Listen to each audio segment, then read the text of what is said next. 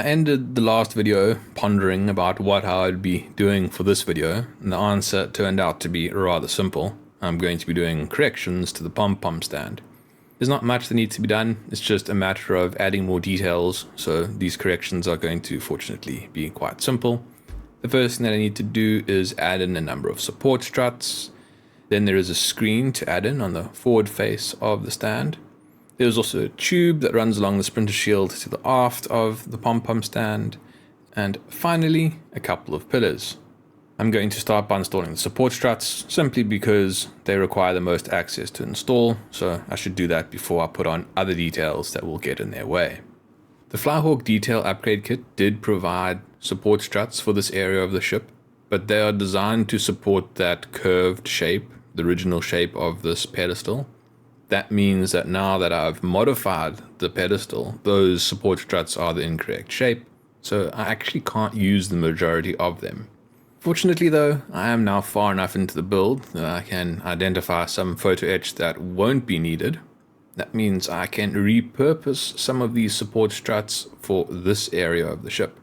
It's often the case that you will find excess components in kits, whether they're plastic kits or detail upgrade kits.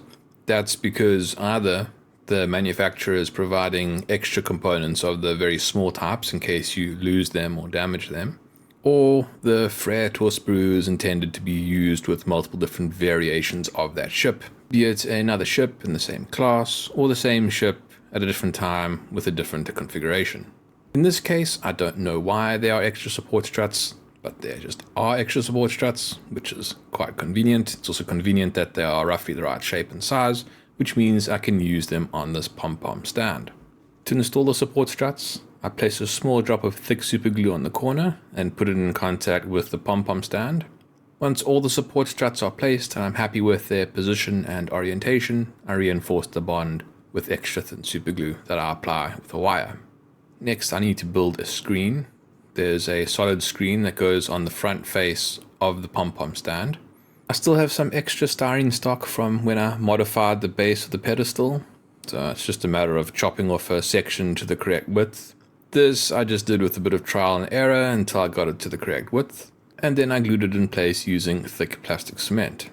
Initially I installed the screen right on the front corner of the pom-pom stand, but that caused a problem. In that position it would hit the engine room vent just forward of the pom-pom stand, so I had to remove it and shift it back a little bit, as you can see in this image. The next thing to install is this tube. I'm not sure what it is, but you can see it quite clearly in all of the images. This is 0.2mm lead wire. Lead wire works very nicely for this kind of a job. It's very easy to bend and it doesn't spring back, but it is a little bit delicate, so you do have to be a bit careful. To install it, I first tack one end in place using thick super glue, and then gently pull and curve the lead wire around the side of the splinter shield. After going about halfway around the splinter shield, I start gluing it in place using extra thin super glue that I apply with a wire. Once partially bonded, I then proceed to straighten out the next section of the lead wire. Once I'm happy with its position, it is then also glued down with extra thin super glue. To complete the installation of the tube, I pull the lead wire straight and bond it in place using extra thin super glue. After making sure that the lead wire is properly bonded down, I cut it to length using my hobby knife. Lead wire cuts extremely easily, and any excess glue that's gone beyond where I want the tube to end can be removed with sandpaper. Since I now have this screen attached to the front of the pom-pom stand, I now feel more comfortable with installing the ladder. I didn't initially install this ladder because I was concerned I would just bump it off. It's very exposed out all on its own at the front end of this stand. I do expect this shield to provide it with some protection. After cutting a section of ladder to length, I bond it in place using extra thick super glue that I apply to the top of the ladder. The next thing to install are some pillars. There are only two that I need to install. These go on the sides of the structure near the front. I'm constructing these pillars out of 0.5mm brass wire. I think it's 0.5, I don't actually know exactly the diameter of this wire. This is a bit of a trial and error process. I just cut off a section of wire to the approximate length, but just a little bit longer, and then file it down until I have it at the same length as the screen. Once at the same length as the screen, apply a small drop of thick superglue to the top of the wire and then place it in contact with the underside of the pom-pom platform. Once tacked in place with the thick superglue, reinforce the bond with extra thin superglue. These support pillars are going to be very delicate. It's a bit awkward now to handle this component. I think it's going to remain quite vulnerable to damage until I install it. But before I can even think about that, I need to paint it. As with all of the superstructure on my HMS hood, I'm going to paint it with XF53. I did mask off the top of the platform to try and protect the reddish brown deck, the color I'm using to represent quartercene. If there's a little bit of overspray, I'll just touch it up with a brush. Fortunately, there wasn't much overspray, so I didn't have to do much to touch up the deck. So this is where I'll end the video.